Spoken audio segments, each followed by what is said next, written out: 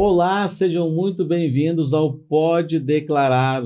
Aqui a cada 15 dias estamos trazendo informações, conteúdos exclusivos que impactam diretamente a área contábil. É um programa feito para você, contador, para você, contadora, para você, profissional da área contábil. O Pode Declarar é uma iniciativa do Sindiconta, Sindicato dos Contadores do Rio Grande do Sul. Eu sou João Custódio, sou contador e no momento estou presidente do Sindiconta. No programa de hoje vamos falar sobre o papel do contador nos processos de fusões e aquisições, nos M&As, no antes e no depois da incorporação, que que nós, contadores, temos um papel muito importante nesse processo, né? Os números de fusões e aquisições continuam ainda aquecidos, até tínhamos momentos talvez maiores, mas só dados da PwC fala que em 2024 tivemos 1.600 operações de M&A no Brasil, né, movimentando em torno de 250 bilhões, um mercado de valores muito altos e que também é uma grande oportunidade para nós contadores, porque assumimos um papel muito importante nesse processo, né, que tem setores que têm um foco maior nessa área. Setores de tecnologia, energia, agronegócio, serviços financeiros estão liderando, mas todas as áreas são impactadas com a oportunidade de M&A, seja você uma empresa que você trabalha incorporando outra, comprando uma estratégia de crescimento, como a própria empresa pode ser ofertada ao mercado, né, para ser comprada. Então, e nesse contexto, né, a gente olha assim, mas o contador é o balanço, tem toda uma participação estratégica, tem due diligence que são realizadas, e o contador os contadores, os auditores, tem papel, a parte financeira uma parte, sim, nevrálgica de um processo de M&A, né? A due diligence que é feita geralmente são feitos por contadores, auditores, e que tem tem outros profissionais envolvidos também, na verdade, mas a parte contábil é a parte mais nevrálgica, né? E para falar sobre isso, trouxemos hoje uma especialista, ela é especialista em controladoria e finanças, né? Contadora de uma grande empresa na área industrial. Daiana de Souza, seja muito bem-vinda. Obrigada, João. Primeiramente, então, agradecer pelo convite ao Sindicontas, no podcast Pode Declarar, é um privilégio estar aqui, né? Então, eu atuo aí como gerente de controladoria numa indústria química, tenho uma experiência aí em finanças corporativas e processos estratégicos. Então, vamos conversar um pouquinho aí desse tema tão relevante, né, que tem movimentado bastante o mercado brasileiro, né, e que o contador tem uma peça fundamental aí dentro do processo. Os grandes investidores profissionais, eles nem sentam à mesa se não tiver os documentos financeiros, né? Os documentos contábeis. Lá no escritório, a gente atende algumas empresas estrangeiras, e às vezes tem as reuniões de quarters, né? E às vezes vamos supor que por algum motivo não ficou pronto tempestivamente os relatórios contábeis.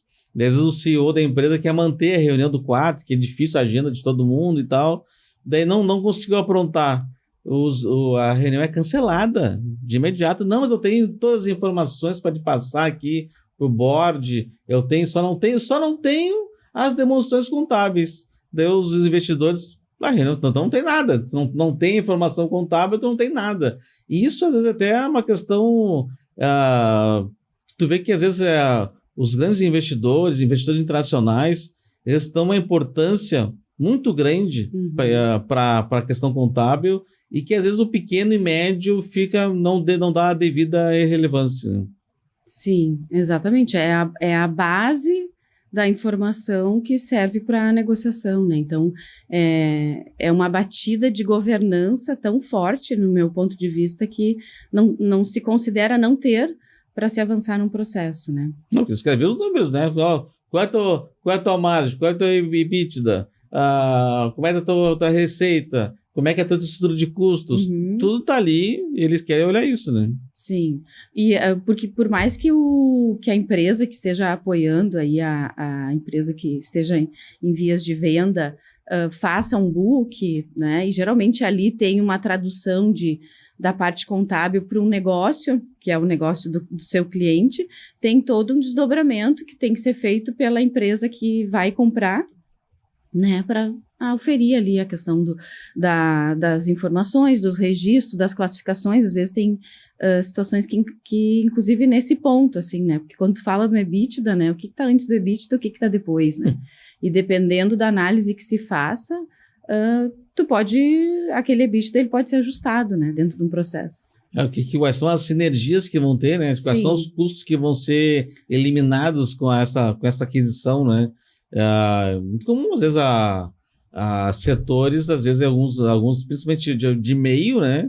Serem incorporados, né? Uhum. Tipo, a área contábil vai ficar unificada, vai ficar uma pessoa na ponta. Eu falo assim que, às vezes, uma empresa, um empresário, iria investir numa empresa da área de química, mas ligada à beleza. Uhum. E nos contratou para fazer a DUI Genesis. E nós começamos a pedir informação. E, sim, a margem que a pessoa estava vendendo para o nosso cliente, dizia que o produto tinha uma margem de 600%. Eu disse, até eu quero conhecer um pouco essa empresa para conhecer essa margem, né? Que bom, né? Um negócio maravilhoso. Uhum. E daí fomos contratados, pedimos as informações, não chegavam. Daí fomos lá, tínhamos que ir lá na empresa.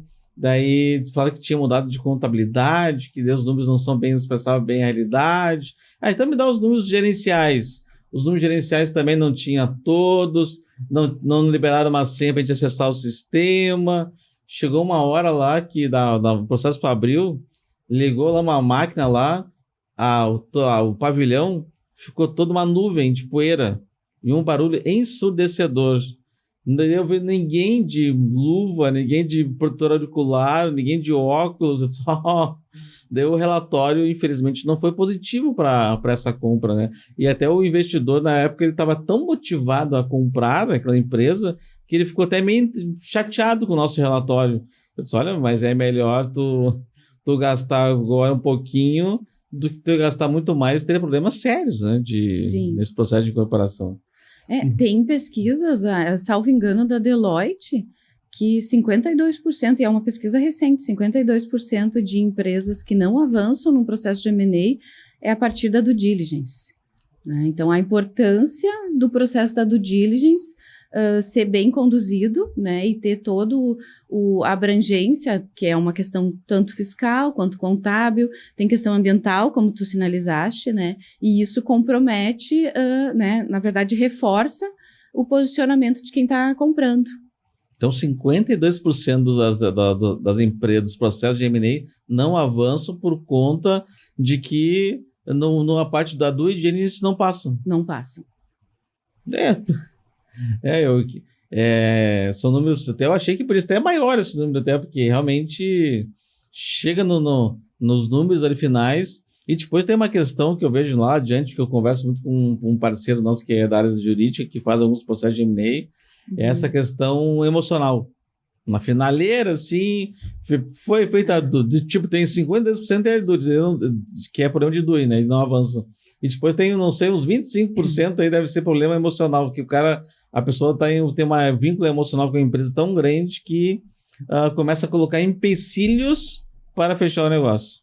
Sim, esse é um ponto bem, bem interessante, porque a compra, né, um processo de M&A, ele tem que ser desencadeado por uma decisão estratégica, né? Tem que fazer sentido para o negócio, por alguma questão de sinergia, de ampliação de share, de capacidade, novos mercados, eficiência operacional, né? Então, uma questão de criar mais corpo. Então, no momento que tu tá tu tem a intenção de comprar, né? E no momento que tu tá na negociação, a emoção, assim, a inteligência emocional, ela precisa estar muito presente. Porque tu não sabe o que vai encontrar do outro lado, né? Quais são os conflitos que pode ocorrer. E aí tem um advisor nas duas pontas, então tem as amarrações feitas, e obviamente que um vai querer comprar por menos e outro vai querer comprar pelo maior valor, né? Então, às vezes, incorre em umas situações superestimadas, fora a questão de postura, assim, eu acho que isso é sempre um aprendizado. Eu acho que negociação é um ponto bem importante, assim, neste processo. Ele mostra o número e contrapõe e vê se aquilo é... E também tem casos de insucessos. Sim. Né? De fusões que não dão certo, né? Que ou são conflituosos, né? Eu me lembro do Pão de Açúcar e o Carrefour, quanto conflituoso foi essa relação depois, né? Então, de questões contratuais, questões de expectativas que não são cumpridas. Então, tu já falou um pouquinho, mas as motivações que levam uma empresa a buscar essa fusão, uma aquisição, né? Uma aliança com outra empresa, né? Tem vários projetos, mas essa questão de eficiência operacional é uma delas.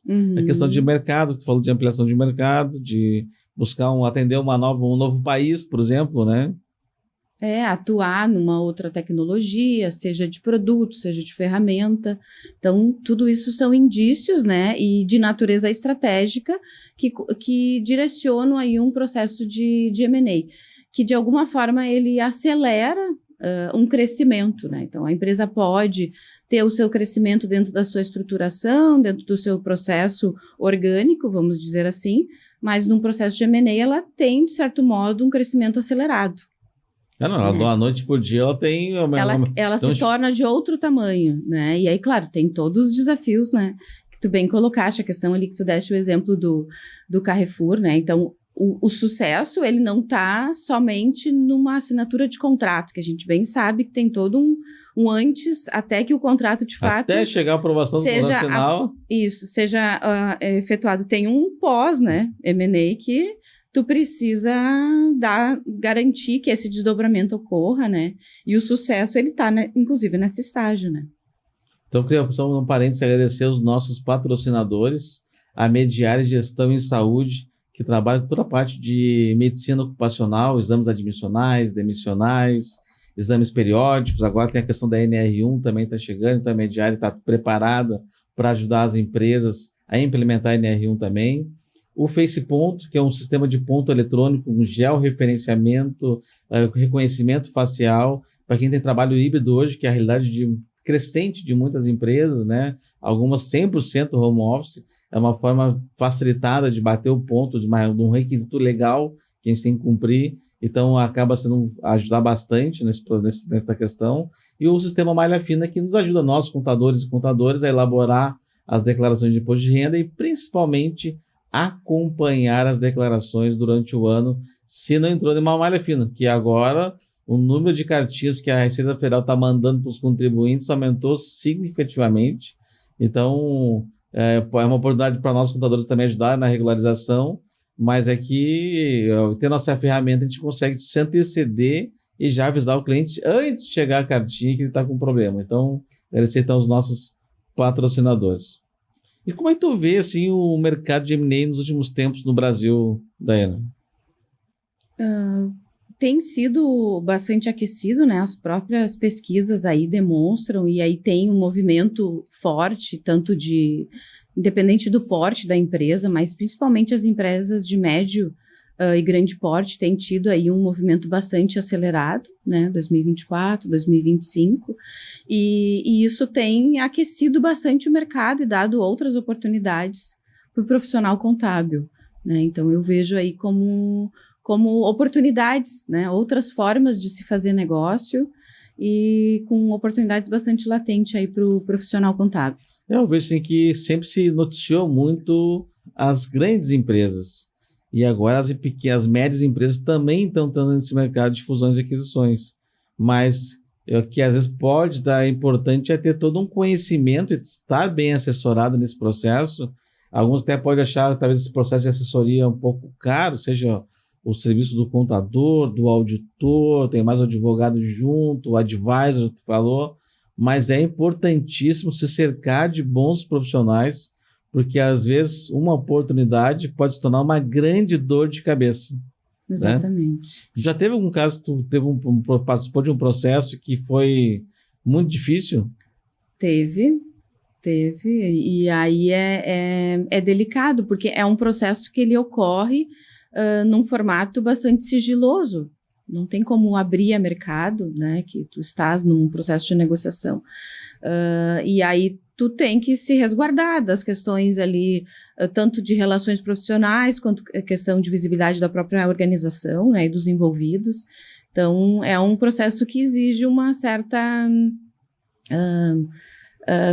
como que eu vou dizer, o sigilo obviamente faz parte, mas um cuidado, né? Por exemplo, tem uma prática que é bastante comum, interno na organização, que tu nomeia um projeto, né? Tu chama aquela aquisição tu dá um nome. Projeto Alfa. Isso. Alfa. Então, toda vez que tu tá falando, né, do projeto, porque são algumas pessoas envolvidas, e obviamente que essas pessoas envolvidas, elas têm um contrato de NDA, né, em função de resguardo. Então, quando tu tá tratando do ponto, por mais que não esteja num ambiente tão sigiloso, tu nomeia o projeto com o nome específico, né? Não fica falando das partes e das relações. Mas dos problemas que tu enfrenta, tu acha assim, que mais ocorre assim, no dia a dia, nesse processo de fusão? Eu tive situações, assim, aí vou falar pela minha experiência, tive situações que o próprio empreendedor não tinha noção da sua condição, né? Então, talvez tenha uma questão muito da relação do próprio empresário com as suas informações contábeis, né, o seu ambiente, a saúde financeira da organização, os riscos, né, que o risco é um ponto que às vezes não são tão mapeados, e tive situações bem de negociação, que aí eu não sei até que ponto a empresa que gostaria de ser vendida escolheu o melhor advisor, né, e isso... Claro que não é uma tarefa fácil, mas é importante, assim, tem alguém que fale por ti, né, e que, de fato, siga teus valores, tua postura, né, porque tu não consegue acessar direto a empresa, tu fica no intermediário. Que acaba sendo um papel importante também para mediar, olha só, tu vai ter que abrir mão disso, porque outra... tu vai ter um ganho Y, tem essa pessoa que acaba mediando e tirando essa questão emocional muitas vezes, né? Isso. Eu vejo também que muitas empresas querem participar de um processo, querem, vamos supor, adquirir, querem ser vendidas talvez, ou optar que é um sócio às vezes também, tipo, não quero vender total, eu quero vender o controle da minha empresa, né? Mas ela não perde valor muitas vezes porque não tem as informações contábeis. Sim, sólidas, né? Não tem controles internos sólidos, as informações não estão totalmente disponíveis de livre acesso, e daí a pessoa vai querer buscar um sócio para incrementar conhecimento, capital, para poder continuar crescendo mais, e acaba perdendo oportunidades, acha que vale, sei lá, 50 milhões, e por falta de informações, não ter bem disponíveis essas informações, acaba... não perdendo bons negócios. Não sustenta, né? Não dá estofo para o valor, né? Para o valuation que está sendo apresentado. Esse é um ponto, acho que, bem importante da questão dos registros e da formação, né? Porque, às vezes, tem movimentos de empresas que elas querem passar por esse processo, e aí elas não têm um mínimo registro, como tu bem colocaste, às vezes não tem o processo de auditoria, e o quanto, às vezes, esse tipo de estruturação da empresa apoia num processo de M&A, né? Ele avança. Porque não tem até a empresa auditada? Não, nunca foi auditada. Não sou obrigado, mas seria importante tu ter um processo de auditoria. A tua contabilidade é sólida? Ah, é sólida. Daí vai pegar as informações e essa culpa nem é do contador, porque também não recebe as informações que precisaria, até mesmo ele sendo terceiro ou interno, às vezes, também ele não recebe uma informação de qualidade, a empresa não tem uma cultura de informações e acaba prejudicando o negócio. E aí, desde os registros, os indicadores, o cenário, então, e compromete todo o processo, né? Compromete a visibilidade, né? O apetite por comprar, porque ninguém vai querer comprar algo desorganizado, né? Ou se comprar, vai pagar bem menos. Exatamente, porque aí vai colocar, eu acho que pode ser uma estratégia também, né? Mas a questão da auditoria, ela apoia muito, né? Quando tu tá num processo e tu pergunta, como tu falaste ali, se tem uma auditoria, dependendo da auditoria, do parecer também, dá sinais muito positivos de controle e governança da empresa. Obviamente que não elimina um processo de due diligence, não elimina, assim, eu acho que Não, vai ter são igual, estágios. mas facilita do diligence, pois se as informações estão bem claras, disponíveis, é a verdade, né? Apoia no processo preliminar, digamos assim, né? Quando tu está analisando a informação, desdobrando, que geralmente, como comentei ali, as organizações, os escritórios que apoiam esse processo, geralmente fazem um book da organização, a base é a contabilidade, mas numa lente de negócio, né? Então, e aí quando tu vai validar esse processo, tu se depara com reclassificações, ou com registros que às vezes não existem. Então, são situações que o profissional contábil, ele faz os cruzamentos, as validações, né? Então, passa pela questão de analisar a parte do DRE, do balanço, do fluxo de caixa, porque uma coisa leva a outra, assim. E para nós é meio que um mundo, né, tipo, que flui.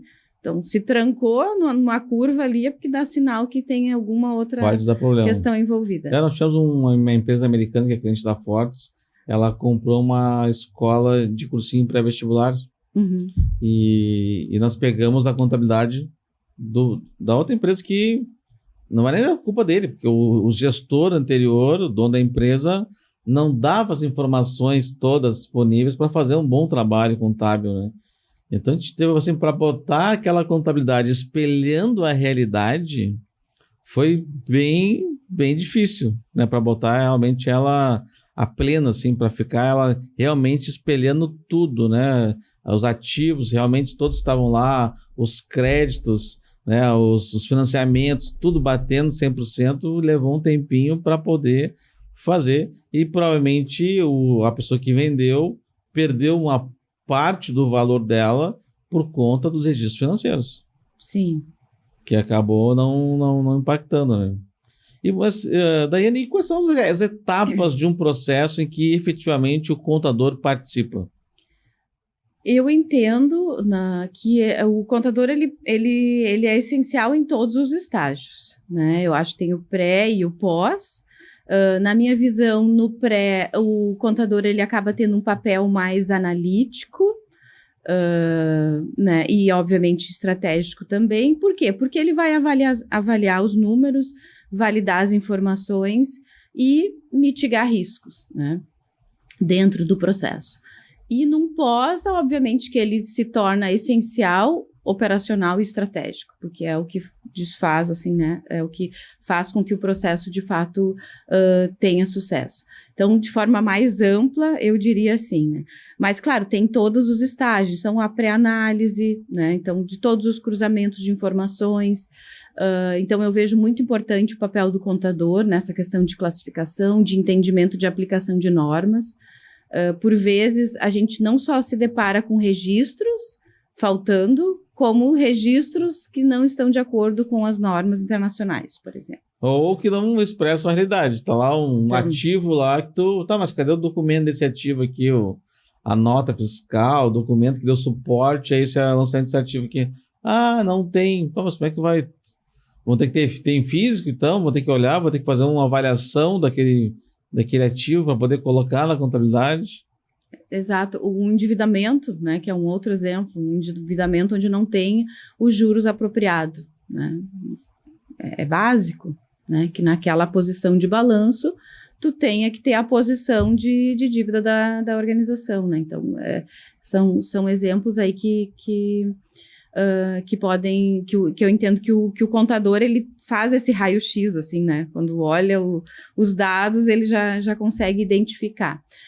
Depois tem o processo de due diligence, e esse processo eu acho que depende do ticket, às vezes é feito pela própria empresa, né? Ela pode ter uma estrutura para isso, mas dependendo tem que ser um parceiro, um terceiro para executar, né? Então eu já tive... Porque às vezes não é nem capacidade, não tem tempo, né? Tu tem uma série de atribuições no teu dia a dia que já te consome, e um processo de audiência é tempo, tem que investir, né? Exatamente. Ele é um processo de auditoria, obviamente bastante compacto, porque ele acontece num período de tempo bastante curto, e geralmente tu faz uma análise no mínimo de 2 anos, né?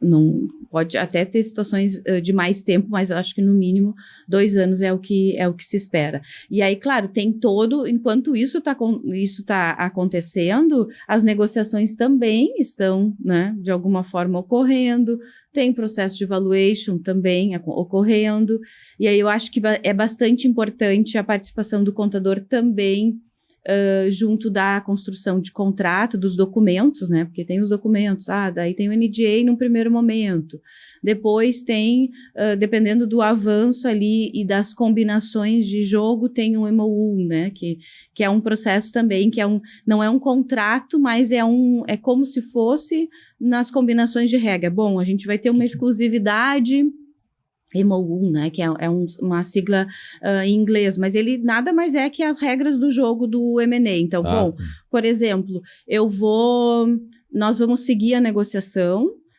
tu vai me manter uma exclusividade aí por 6 meses, ou seja, tu não vai abrir porta para outra negociação, e dentro disso eu vou realizar meu processo de due diligence, quem que vai arcar com esse investimento, se a due diligence, ela geralmente ela está no escopo o fiscal contábil, né, a parte financeira, ela é essencial, e por vezes a ambiental, ela precisa fazer parte também, né, então tu envolve outros parceiros, outros profissionais, né, além do contador, mas que o contador segue junto, porque é a visão do risco de forma mais ampla. Uma empresa que tem um potencial de agressão ambiental muito forte, né? Daqui a pouco fecha. Esse tempo tinha um colega que participou, que fazia parte da parte contábil administrativa de um frigorífico que empregava 200 profissionais. Ele já tinha sinalizado que estava havendo problemas no descarte dos resíduos, né? Uhum. E sinalizou, nada foi feito, passou 40 dias, foi lá e fecharam o frigorífico. Da noite pro dia. Daí imagina se alguém tivesse comprado aquele frigorífico, dado um aporte de alguns milhões naquele frigorífico, e da noite pro dia fecha a empresa porque não tinha questão ambiental, né? Sim, eu considero essencial. Obviamente, todas as etapas, né, dentro do processo de M&A é uma estruturação e uma análise que precisa ocorrer, e eu entendo que atalhos não seriam indicados. No valor. Porque pela sede, né, às vezes tem uma questão de sentimento, né, que é o que não deve estar na mesa, mas às vezes está na mesa, né, eu quero comprar porque eu quero comprar, né, e aí às vezes tu quer atropelar alguns pontos, não é recomendável. Não, eu acho que tem o papel do contador também, no empresário que está naquela emoção, né, de fazer aquela aquisição, de aquela compra, ou aquela participação na empresa, de querer assinar um contrato muito rápido, porque é uma oportunidade que vai estar fechando espaço para concorrência, que é uma oportunidade única, e daí o contador, calma, espera, não terminei aqui a análise dos números ainda, tem coisas que daqui a pouco estou preocupado com os passivos que eu acho que são maiores, né, e daqui a pouco a gente pode estar fazendo um grande problema, né? Sim, exatamente. Até porque uma vez que identifique o risco, ele precisa ser mapeado. E aí o contador tem o papel ali de apoiar esse levantamento e registro. Né? E de dar uma estressada nos números, né? Não, então me manda as aberturas das contas, quero olhar a conta, me passa alguns documentos que eu quero dar uma olhada. Daí tu dá aquela papel de dar uma segurada nas emoções, né? Tanto da pessoa que está louca para vender, que precisa daquele recurso, como a pessoa que está comprando e está, assim, vendo um share que está crescendo da noite por dia. Sim, tem as regras de negociação acontecendo, né, de todo lado. Então, é importante o foco nesse processo e a questão analítica. E eu acho que um colegiado, assim, tendo essa análise conjunto, acho que sempre contribui também, porque às vezes um ponto, né, um profissional vê, o outro complementa, e aí até a construção de contrato já sendo feita em conjunto, para mim eu acho que é essencial também, é importante. Por quê? Porque às vezes tu pode decorrer todo o processo, né, e evoluir num processo de fato de compra. Mas quando chega na hora de validar o contrato, aquilo que está escrito, o que a gente combinou, Se isso não foi feito durante o processo, vai ser feito só depois, o risco dessa descrição não retratar a negociação feita é grande, e aí retarda o processo, pode até comprometer, né, porque aí o contrato ele é um dos pontos que pode ser mal, né, uma das causas de um processo não bem sucedido está também numa construção de contrato, né, que daí é o contrato já de compra e venda. Mas daí o valuation, geralmente o contador, ele faz o valuation ou ele também critica também o valuation para ver se aquele número que foi elaborado, quais são as bases que foram feitas, se o contador também tem que estar junto para dizer se, olha, foi feito muito bonito, às vezes o vendedor faz um valuation lá de 100 milhões e daqui a pouco internamente a gente começa a debater, mas como é que base foi feito isso? Sim. Tem um papel fundamental o contador no processo de validação do valuation, porque trata das questões do histórico, né? Então, toda essa questão que a gente discutiu ali da parte preliminar e do diligence, porque é o que vai ser projetado, né? Uma das formas de valuation é o fluxo de caixa descontado, né? Então, no momento que tu usa essa metodologia, tu tem que se resguardar do histórico e, obviamente, ter a criticidade com relação àquilo que está sendo projetado. Que geralmente o advisor da parte ali vendedora já demonstra, né, já apresenta o cenário, inclusive, às vezes, em condições de otimista, realista e pessimista, né? Às vezes, dependendo da negociação, pode até surgir esses três cenários. E aí, o que é importante? Que o contador, né, aí depende do lado da mesa, né, mas o contador, por exemplo, nesse exemplo da parte compradora, tem que fazer toda uma construção do valuation, né? Então, a partir das informações validadas e da construção, ele também faz as suas projeções, porque pode-se ter índice, né? Índice de perpetuidade aplicado, não aplicado, qual é a taxa de retorno que está sendo considerada, se dentro do valor líquido está sendo considerado todas as dívidas, como é que estão essas condições de dívidas registradas. Então, tudo isso ele passa pelo refinamento das etapas anteriores. E ele é extremamente importante dentro do processo. Lá no escritório a gente faz o valuation e desde o cliente também nos contrata para apresentar o valuation para os potenciais compradores. E às vezes está lá o outro colega contador da outra lado também fazendo questionamentos por que indicadores foram utilizados, né, para poder chegar naquele número que está sendo apresentado. Então, acho que o papel tem que participar, seja na própria realização do valuation, mas também, você está no outro lado, também questionar aqueles números para ver se mantém, né? Se for muito otimista demais, aquela previsão dele que foi colocada lá, o mercado, se estimamos que o mercado vai duplicar nos últimos 12 meses. Não, olha só, que base, que indicador, onde pegou esse indicador aí, né?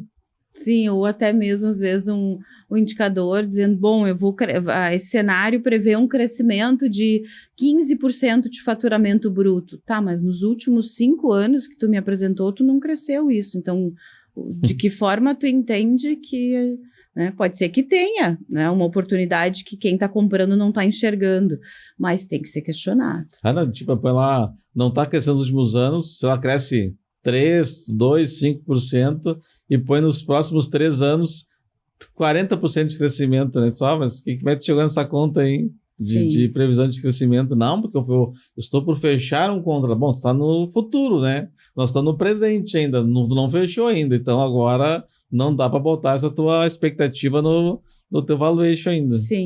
Sim, é bem importante. E tem situações assim que também já tive a experiência de vivenciar, até de validações por obviedade, mas é importante que essa discussão aconteça e ela acaba sendo startada pelo contador através do conhecimento que tem, né?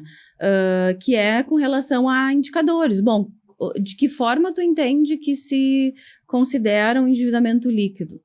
Bom, o que é o endividamento? Daí, obviamente, parte do princípio que todo mundo sabe, mas é importante validar.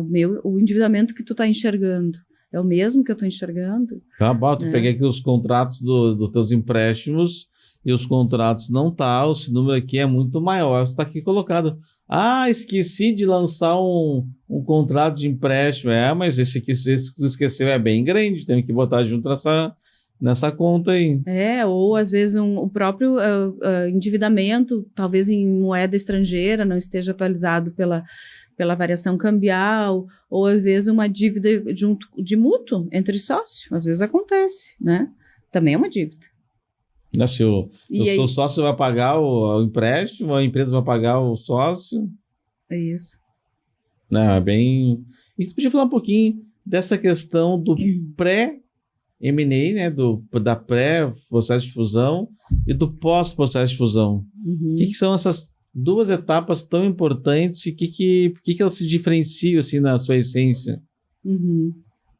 Na minha visão, ela tem aí o ponto importante da questão da prévia ali, de todas as análises que se faça. Então, é um momento bastante analítico de validação, de levantamento de risco. E ainda assim, né, no meu ponto de vista, ele não é pleno. Porque às vezes a gente tem a expectativa que, fiz as análises preliminares, fiz o processo de due diligence, então assim, tá tudo dominado. Não.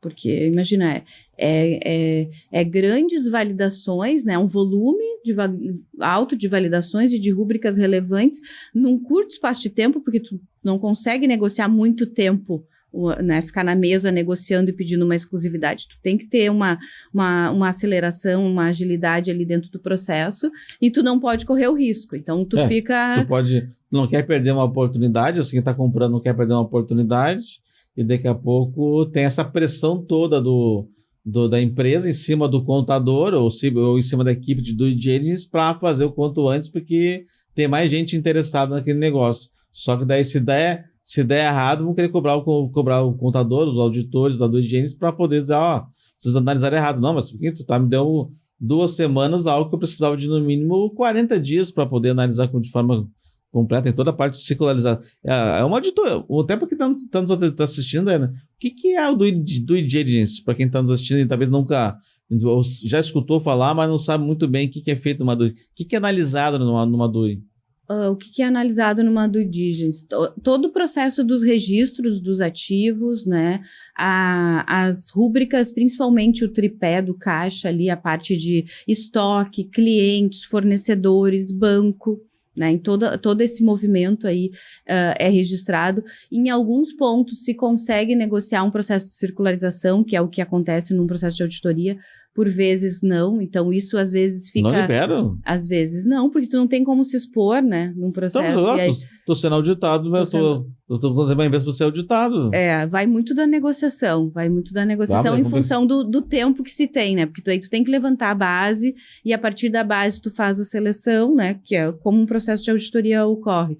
O próprio movimento do estoque, né, também tem um processo aí qual é o desejável? 100%, né, tu contar 100% dos estoques, porque tu pode ter questões de obsolescência, tu pode ter questões de registros que nem existam, né, tu tem um ativo e ele... O problema de estoque é uma coisa assim que eu sempre critico muito o empresário de modo geral, que ele tem lá a senha do cofre, tem todo um cuidado com o dinheiro, com a senha do banco, e o controle do estoque é Zé Pífio. E tem muito mais dinheiro no estoque, e já fui em cliente que achava que tinha 1 milhão, tinha 10 milhões de estoque, só que muita questão de estoque já não tinha valor de mercado, muito antigo, não rodava ali, estava lá, tinha um monte de estoque, tu ia lá e olhava o estoque, tinha muita coisa depreciada, coisa que não tinha mais valor de mercado, tem segmentos, então se fala de...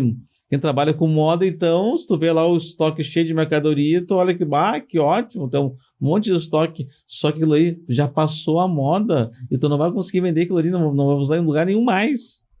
Aí, nesse ponto, João, eu entendo que aí peca nas melhores práticas, porque se tu tem uma gestão e um controle de estoque, o que tu vai atuar? Num aging, né? Numa provisão de aging. Olha, meu estoque dentro do meu processo, ele precisa ter esse tipo de giro e esse tempo de casa, até para tu ter uma ação efetiva e resguardar teu caixa. né? Então, tem que ser um trabalho conjunto. Às vezes no valuation, lá tem um valuation, impacta muito o valuation, tem um estoque, só que tu vê aquele estoque, pode ser que está contado errado, pode ser que está contado certo, mas não tem valor de mercado. Sim. Pode ser que está vencido. Sim. Sim, questões de qualidade, né? E aí isso é bem delicado, porque aí não é uma questão só de tu auferir a existência. Tem o registro, existe. Bom, tá, mas existe, mas isso vai gerar caixa? Não, né? Que é o ponto que tu falaste. Não tem giro. Eu acho que esse ponto também é crucial. E a parte ali da due diligence que a gente estava comentando, então, ele passa por um processo de revisão de todos os registros, então, e de existência e construção das demonstrações.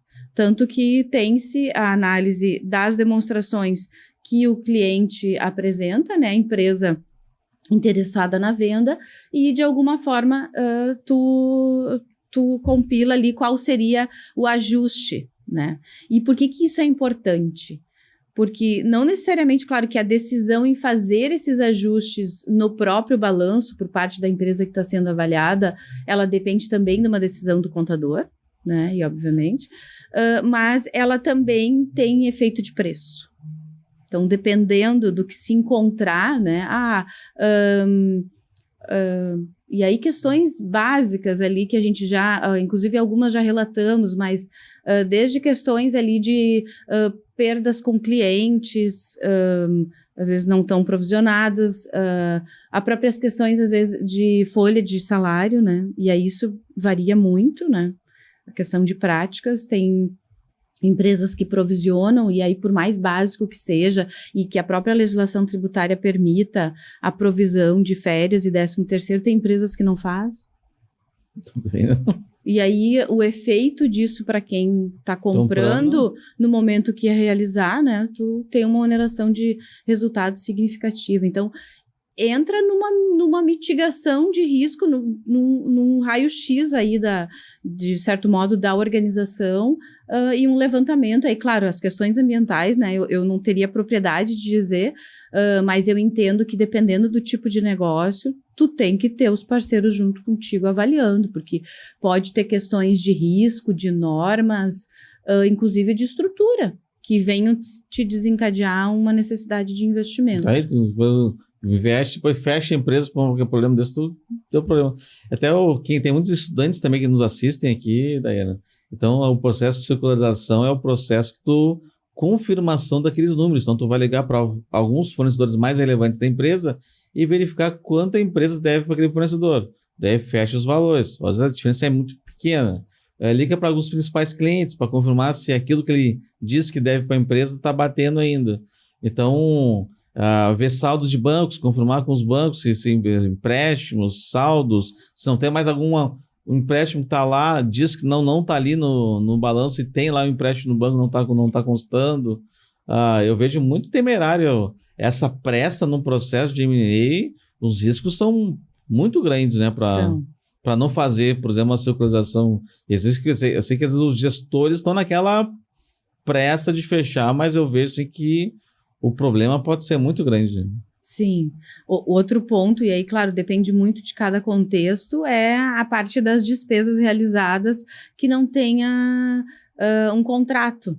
Por exemplo, tem parceiros, né, despesas ali de serviço terceiro, por exemplo, pessoa jurídica, e que tu não tem contrato, ou tu vai verificar o contrato é lá de 1.900 Paraná com rolhas, né? Então, assim, qual é a condição combinada, né? E se a empresa vira a não continuar, quais são os impactos disso?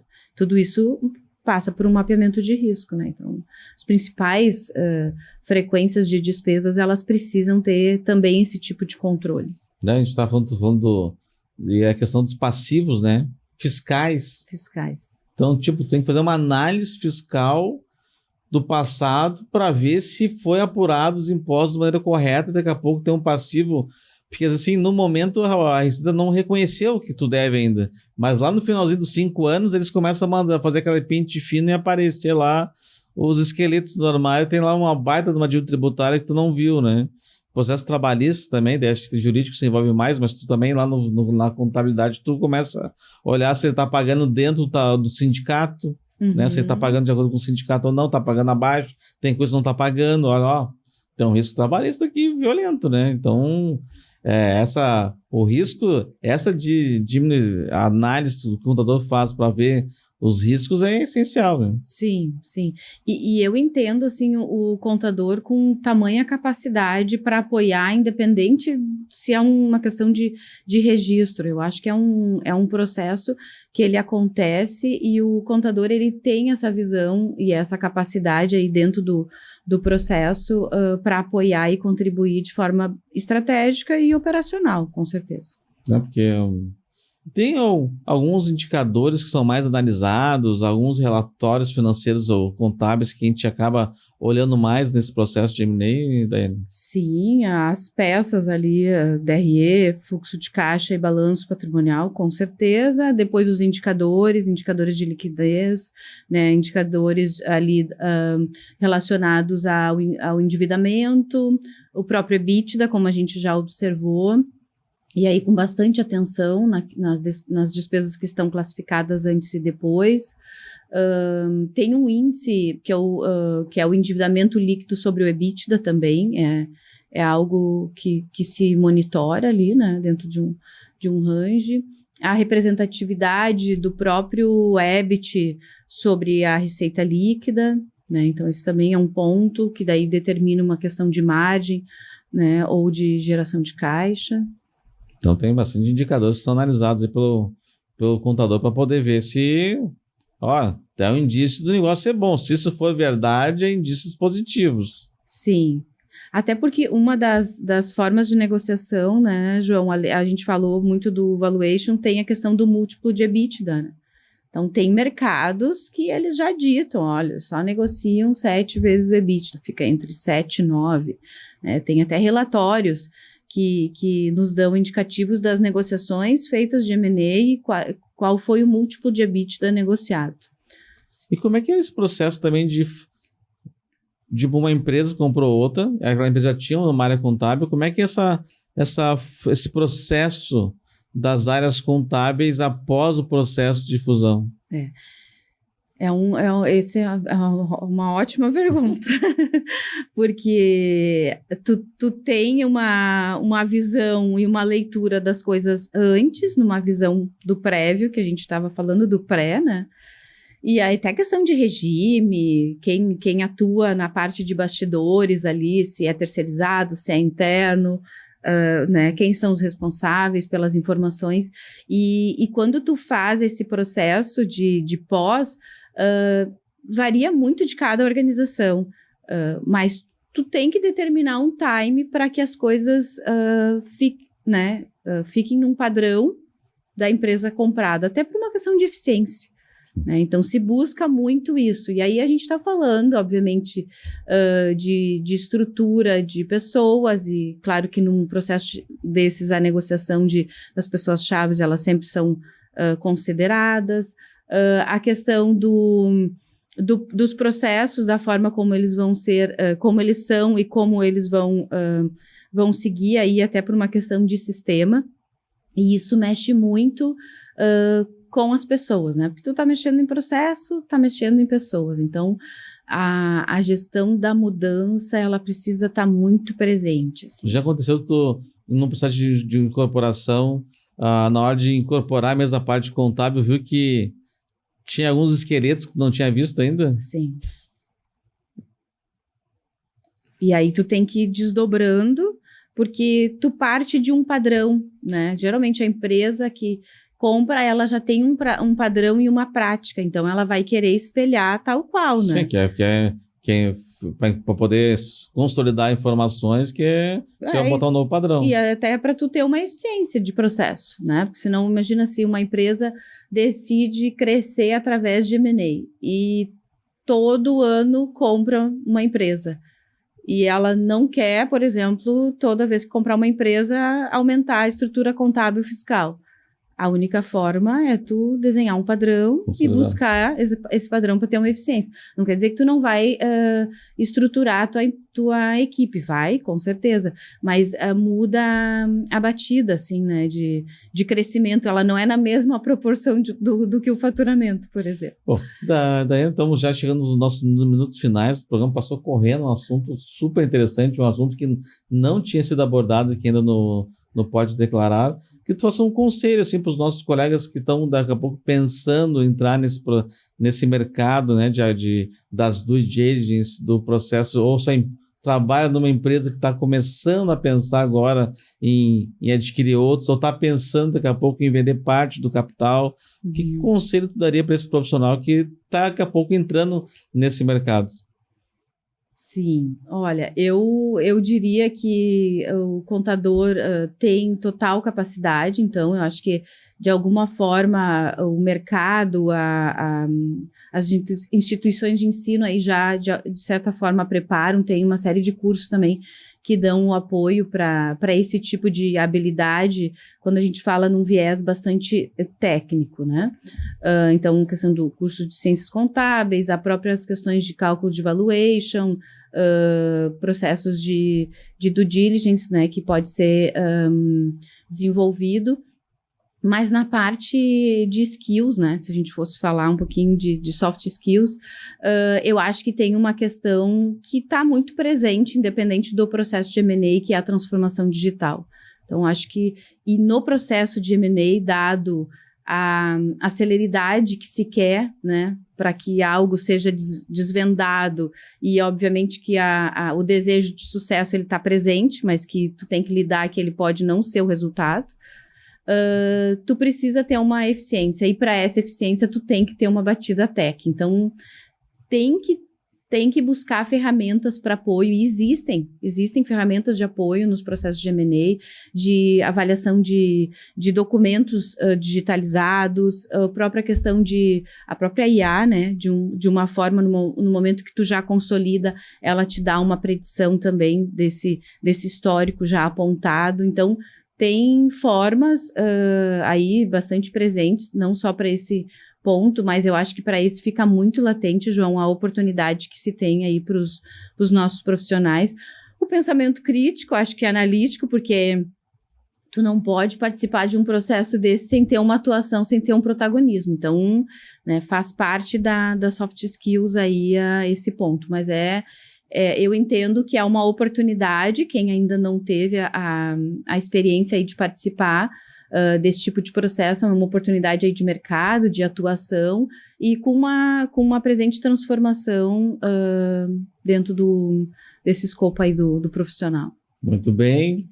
Então, quero agradecer mais uma vez aos nossos anunciantes, a Mediária Gestão e Saúde, a Face e a Malha Fina pelo nosso acreditar aqui no programa, e agradecer a Daiane pelo seu tempo, com sua contribuição, por compartilhar aqui a sua experiência com todos os nossos colegas telespectadores. Legal, obrigada mais uma vez, João. Foi um prazer. Então, agradecer a nossa qualificada audiência, aos nossos colegas, e até o próximo programa daqui a 15 dias. Muito obrigado, tchau, tchau.